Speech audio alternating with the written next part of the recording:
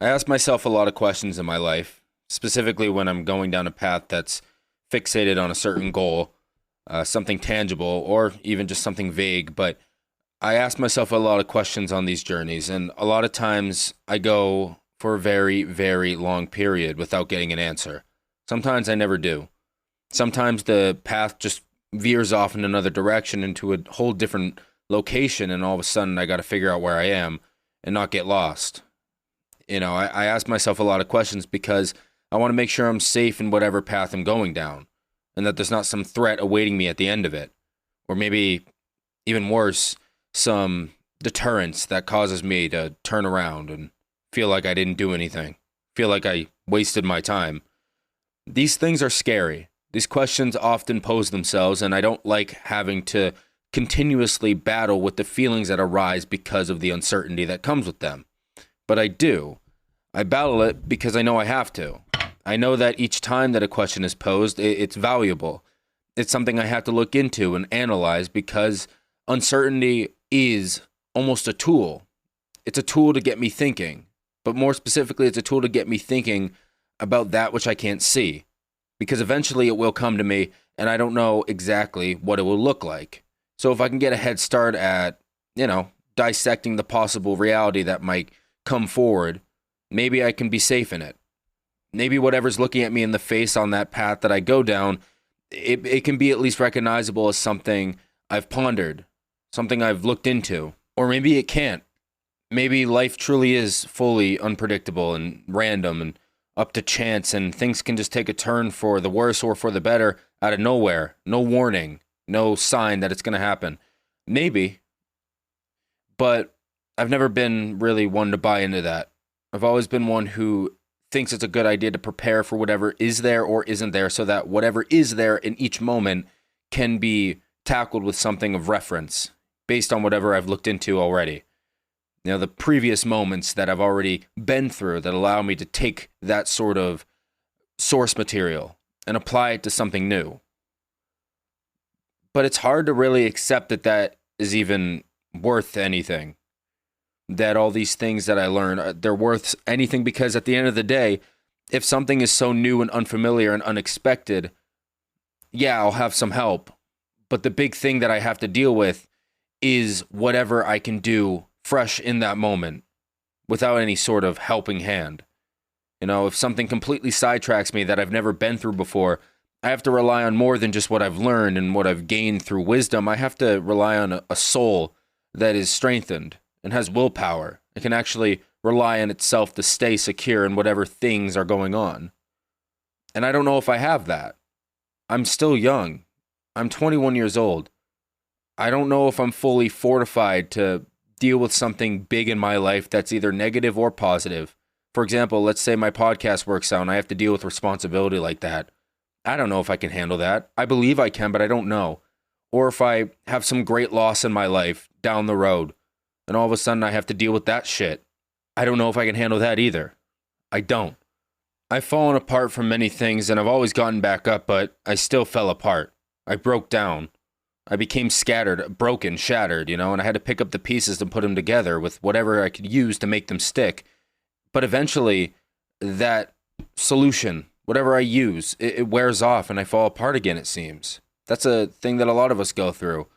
And when I fall apart, usually only certain parts of me break off and I can easily pick them up and glue them back together and I move on. But I'm worried for the times where I'm back to the beginning, it feels. Even if I'm not, I go back to a point where either I'm at the drawing board or I'm just completely down, depressed, broken, sedentary, like starting from where I was a year ago and hoping that I can do the same thing that I've already done and being okay with the idea that I have to do that. Being okay with the tedium and the brutality and all the hard work I have to put in again and again and again, like I've always done, but to the most extreme level. There's always like this little process that's universal in my life that I have to go through. It is the process of receiving and basking in the glory of that thing I've received, rising up to the top with it, and being asked if I want to hold on, throw away, or reluctantly give back the thing that I have. And I always try to hold on to it, but eventually something takes it away. Something kind of rips it out of my hands. And sometimes I'm okay with that because I know I'll get it back, but other times I'm worried about it. And so I start to make the descent. And at that point, I realized that everything that also came, from that whole rise that I had with that thing, it seems to be fading from my view. I don't seem to appreciate those things, or at least note that they're important to me. I don't seem to feel like those things are real and tangible like they were. For example, my self-esteem towards certain accomplishments, I might start to fade on that, Those things might start to seem less real. And I keep descending, and then I hit the bottom, and then it's a big crash. It's a full crash. And now this can present itself through a bunch of different things. But all I know is that crash, it feels like I have nothing again. Now, objectively, I know that I have things. I've done the work to make sure that I don't become fully engulfed by the emotion that manifests, but I still feel bad. It feels low. And I have to make sure that I can always grasp onto something again. And unfortunately, I have to repeat that process until I can find a way to break the cycle. But while I'm in this cycle, or the grand cycle of having to go back into that smaller one, I have to stay hopeful that I can finally find a way to stay happy and stay true to that happiness and feel okay with it. And like I said, all this stuff can present itself in these universal ways, but it's also just a matter of specific context. Like for my struggle, I just talked about it in my last episode, bipolar. The manic highs and the depressed lows and the psychosis as well that comes with it, and that whole cycle there. It's just another form of that universal cycle. Often these manic states are triggered by something, whether it's hope or whether it's even, this pessimism that I've turned into this more toxic outlook that I mask as positivity. I rise up from there, and then either I throw the thing away because I might think it's bad for me, it gets taken away, or I keep holding on to it until I can't anymore, and then I fall.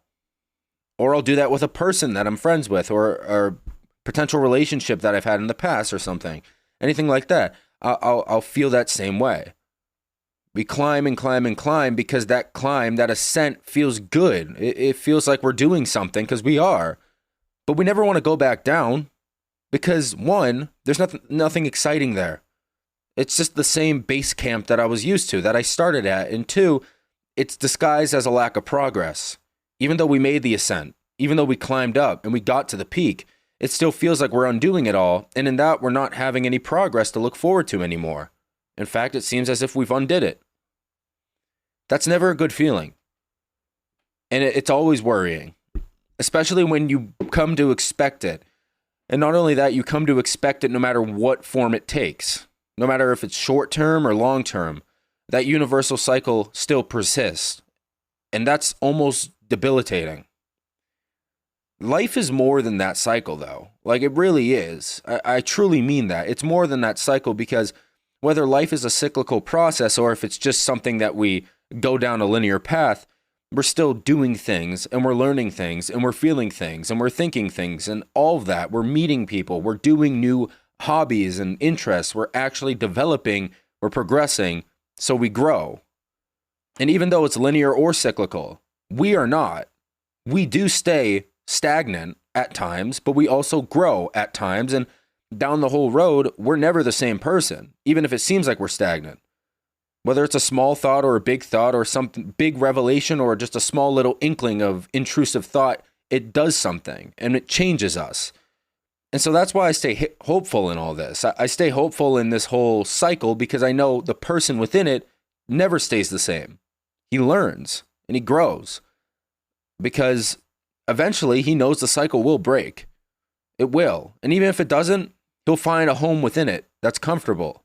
He'll feel nice, and it'll feel like it's something to actually be cozy within and not cold and uncomfortable and unfamiliar and gross. I'm not going to let myself fall to that lie that I've told myself, that lie that says I'm going to forever fall and hit the ground harder than before. I'm always going to go lower. I can't lie to myself anymore because I know what that does to me. It turns a half full glass into a half empty glass. It turns mania to depression. It turns happiness to sadness. It turns hope to despair.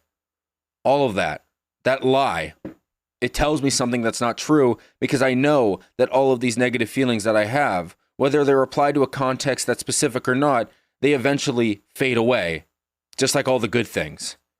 So they're no more tangible than the good things, but soon the good things will be tangible. They will, and even some of them already are. The ones in the world that I can actually see and feel, and even some of the ones internal. I know they're real, just like how some of the negative ones are real. But the lie I tell myself doesn't involve those.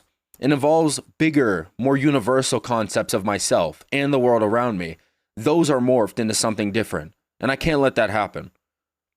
But like I've always said, I can't rush to prevent that fear from unfolding.